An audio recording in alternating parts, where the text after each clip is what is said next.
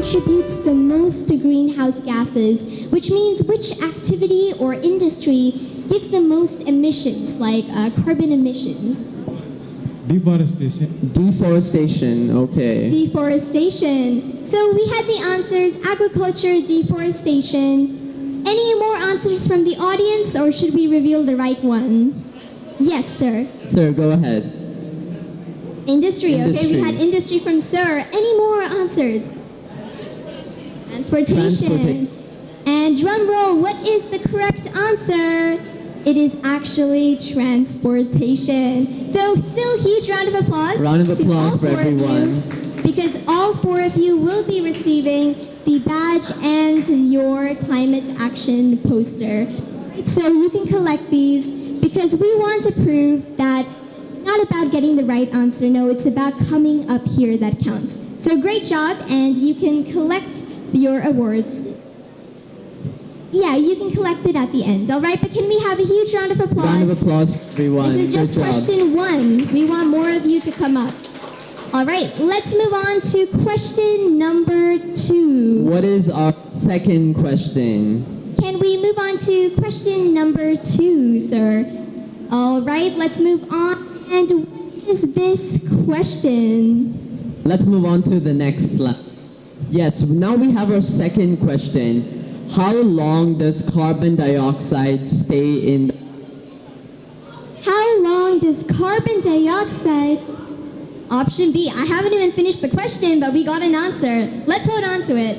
How long does carbon dioxide generally stay in the atmosphere? So on an average basis, is it going to be 3 months, 6 months, 10 years, or 200 years? I see a lot of discussions. Who has an answer for this question? Can we have, again, 2 volunteers from this column and 2 volunteers from this column? I had the answer B from one student. Please come up onto stage. 2 volunteers from here and 2 volunteers from this side. Yes, you please come up onto stage. Please clap for them again. We want you to encourage your own friends. All right. Which option do you think is right? 200. We had 200 years. Let's hold on to it. For 200 years. 200 years again. 2000. Sure. 200 years. So years. all 3 of them say 200 years. Okay, and please come up over here and tell us your answers. Go. Option D, 200 years. 200 years. 200 again. years and 200 years and more. can you believe this? All 5 of them came up with the same answer. 200 years. Is that the correct answer? Yes, it is. Can we have a huge round of applause to all 5 of them? Because you got the right answer. Don't forget to collect your badge and your climate poster. That's right. Thank you so much. You may return to your seats. Now, carbon dioxide can stay up to 200 years in our atmosphere.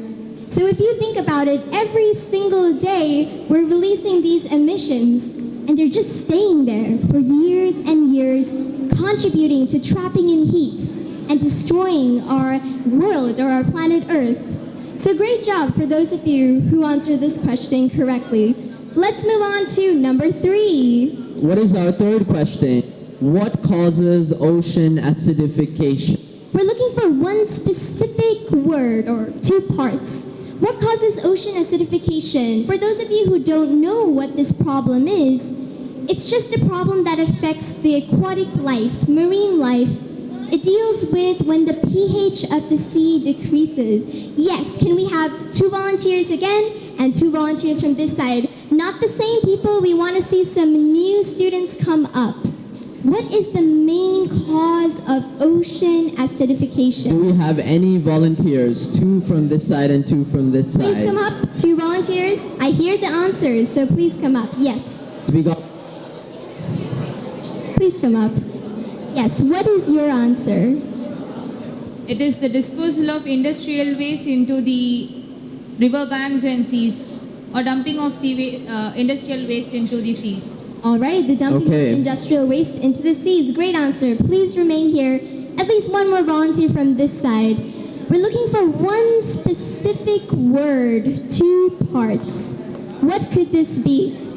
Can at least one of you please come up and Let's have one come person. on stage? You're giving us an answer, but we want you to come up here and give us that answer. Please come up, please clap to encourage them.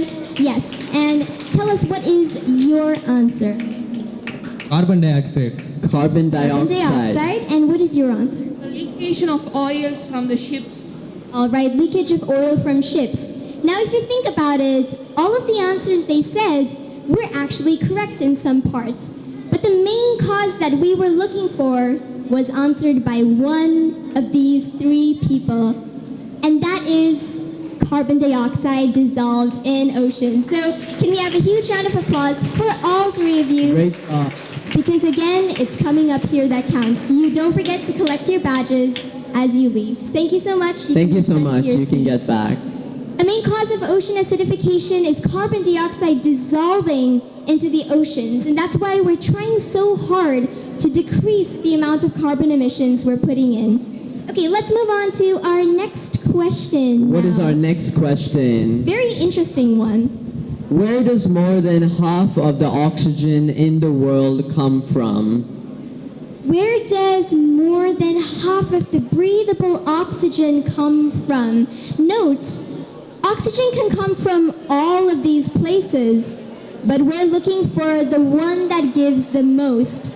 I see students coming up without being asked. Amazing. Please come up onto stage. Can we have a huge round of applause? That's for everyone. Okay, and please tell your answers. Forests. We have Forest. number one, forests. Oceans.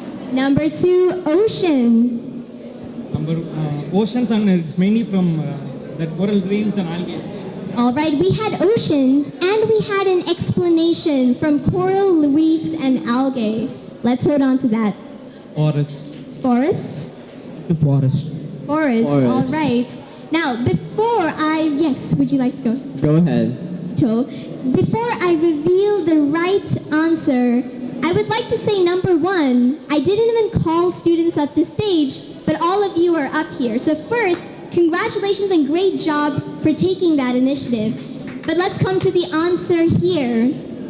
Which of these gives out most of the world's breathable oxygen? The correct answer was said by one of these people, and the right explanation was given too. The answer is oceans. So congratulations for those of you who said it. Can we have a huge round of applause? Applause. Not only because he gave the right answer, but he explained it. Could you share the explanation? Yeah, mainly the oxygen we breathe don't come from the forest or plants we see. It comes from the ocean, and mainly from the ocean, the algae in it, and the coral reefs. Nowadays, because of the dumpage of garbage and that leakage of oils in it, that coral reefs are slightly depleting in the numbers. So we are not receiving that much oxygen, and we are making the mankind extinct. Thank you so much. Thank Can we you. have a huge round of applause? You are correct. It's the algae, the phytoplankton, that's producing all of that oxygen. And you even mentioned this. Thank you all so much. You may return back to your seats. Don't forget to collect your prizes as you leave. Great job, The main everyone. source of oxygen in this world is actually oceans, mostly due to algae and the millions and billions of phytoplankton that when they photosynthesize, they produce this. All right, let's move on to our next question. Pretty interesting too. What is this?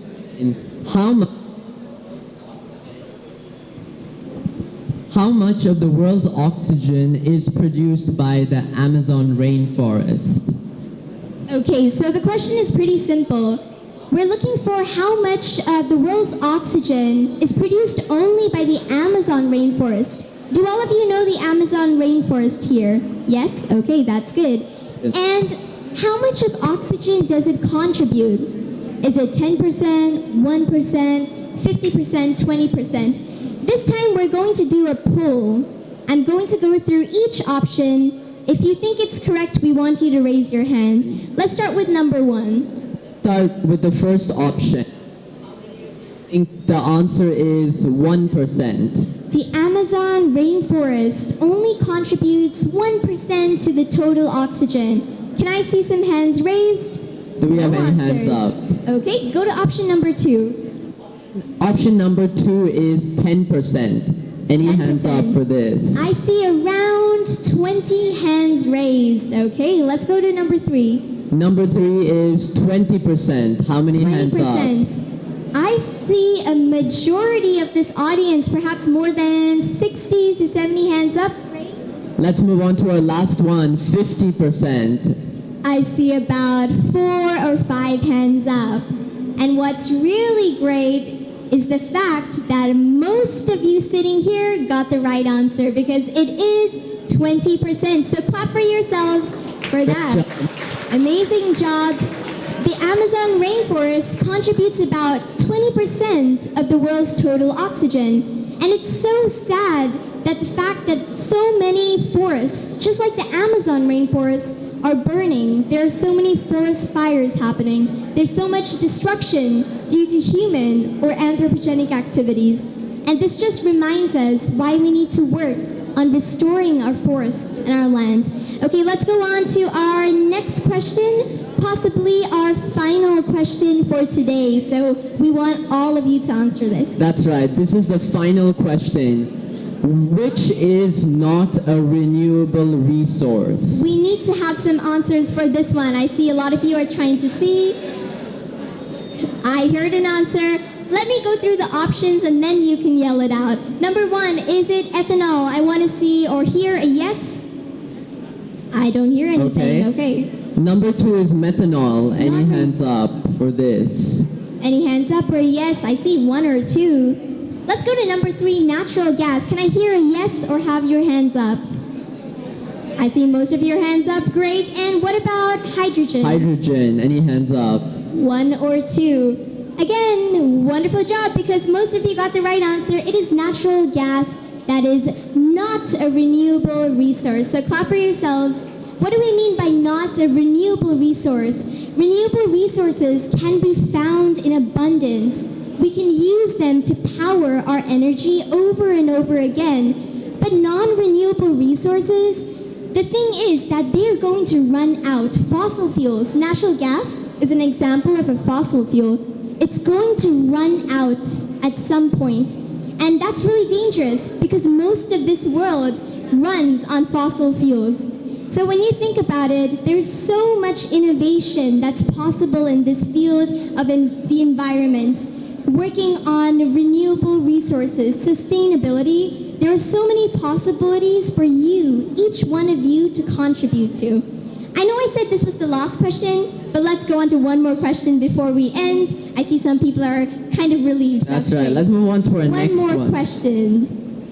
This is probably a wonderful question. And I know what you're thinking. There are no options. Yes, there are no options, but this is a very interesting fact. What does the number 350 have to do with the environment or problems like climate change? The number 350. And if none of you know this, no problem because we'll discuss it. But I want to know, does one person in the audience want to try? The number 350 is a magic number when it comes to climate change and the environment. Do you have any answers? What does this represent? Do we have any answer for this question? I hear answers. I want one hand up and I want that person to come to stage. Yes, you please come up and give us your answer. Please come up. I see you tried to get up and you sat back down. Come on, tell us your answer. What does 350 have to do with climate change? Okay, I see someone is coming up from the back. Please give a huge round of applause for this person. And they sat back down. Now, would you like to come up? Yes, we have another volunteer. Okay, I think they sat back down. No problem. We'll explain what this is. The number 350 actually represents the amount or parts per million of carbon dioxide emissions, and this is the safety limit. If we go above this limit of emissions, then we're in trouble. So this number, 350, is our barrier, our threshold. 350 parts per million carbon dioxide is the only acceptable amount in our atmosphere. Okay, so I think we are going to end today's quiz over here. First of all, can I hear a huge round of applause for all of you? Please clap for yourselves for taking part so enthusiastically. And also clap for those of you who came up onto stage to give your answers. Small things like these are going to make you believe in yourselves. So thank you for taking that little step. Okay, before we end today's session, there's just one small thing we want to talk about, and that is the role that technology plays in the environment. First of all, when I say the word technology, what do you all think of? Just shout out some words. Technology, what do you all think of? A bit louder. Innovation? Innovation. Great. All right, okay. innovation. What else do you think of? Wonderful. This answer is actually very interesting from you students, because we've asked this question before. Usually people think of technology as just limited to pieces of computer science like coding or programming or computers, some sort of device. But you are the first group of students to give us the answer we were looking for, that is innovation. So I must applaud all of you in this institution because you are so open-minded. Yes, when you think about technology, it's not some sort of device. No, it's not some sort of thing limited to the subject. It's innovation, and that was perfect. So when I think about technology and the environment, they are not two separate fields. I'll give you a good example. Do you all know about the air pollution in Delhi? The air pollution right now. A lot of you know about it. There's a lot of toxic smog. Did you know that machine learning, a field in technology, is being used to monitor air quality in Delhi? Did you know that there is a AI-powered ship that is cleaning up 30 million pounds of plastic from our oceans? I see Yes, hand one up. hand. Great. Someone knows about this, called the Ocean Cleanup Project. And do you also know that artificial intelligence is being used to predict forest fires? Some very interesting thing is that the three things I just mentioned, the three innovations I just mentioned, were all done by students. They were done by high school students and college students, just like each one of you. So when you think about this, we want you to, when you think about careers, whether it's being an engineer or innovating something, it's not just going in a standard path, but we want you to try and think about solutions in all possible fields. Environmental entrepreneurship is such a rewarding career, and it's something that you can take up if you really want to make that social impact. So to share something that we are working on, we're also working on a technology and environment related project. So we're trying to use machine learning to prevent eutrophication, that is to predict patterns and also in the process inspire proactive action. Okay, but I think let's come to the end of today's session, and we're just going to end with something we like to say a lot. That's right. We would like to saying, and this saying is, when an adult usually stands up for change, their voice may be heard only across the country. But when you, the youth, and all of you sitting here in this auditorium today stand up for a global cause or a global change, your voice will be heard all across the world. It's not limited. So I'll repeat this because it's so important. When an adult raises their voice, it will be heard across the country. But when you, by the youth I mean each one of you sitting here today, when you raise your voices, it will be heard across the world. That is the only truth that is here today. So we want you all to remember something. I think a lot of people had already mentioned before that a lot of of numbers are important in today's world. You take exams, numbers are very important. You take business, numbers are so important when you've got revenue or clients.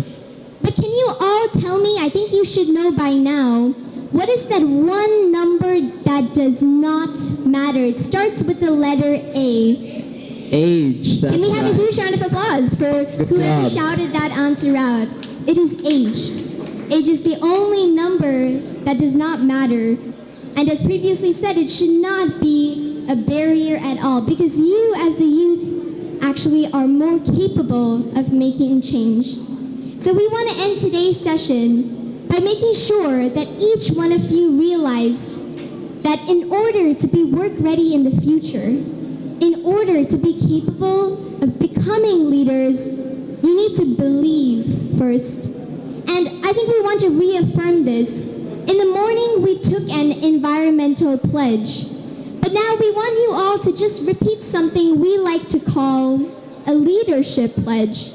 So please repeat after us, but note this, it's not just repeating. I want this to come from each and every one of you, from your intentions and your thoughts. Let's start with number 1. I will become a confident speaker. Great, the next one needs to be louder. Let's move on to number 2. I will take up leadership roles. Great, it was like 2 times louder, and the third one needs to be the loudest. I will work together with people to uplift them. I will work together with people to uplift them. Great, and remember, it's not just in today's activity that you gave us this pledge. We want you to remember these 3 things as a mantra for change. So thank you all so much for listening and taking part in today's session. Thank you all so much for attending. Again, thank you. And it was not supposed to be just a speech because today we are taking this session for all of you. We're talking to you about soft skills, we're talking to you about the environment, but that's not our goal. Our goal is tomorrow, one of you sitting here are going to be the ones teaching. One of you sitting here are going to be the ones who are talking about the environment, who are talking about soft skills. You are going to be the one in this position. So that is our end goal, and we want all of you to leave today's session with that belief in mind. So thank you so much. And again, I would definitely like to thank Youth Explore International for organizing this event, and of course the amazing Ramakrishnan College. I think we were so surprised by all of the amazing initiatives that were taken in this college. So you all have already taken the first step. The magazine is wonderful. I went through just a few pages, but I saw in every day there was some sort of new activity. So it is these small steps that we want you to keep in mind that will take you to greater heights. So thank you so much to everyone. And again, remember, don't just stick to what we said in this event.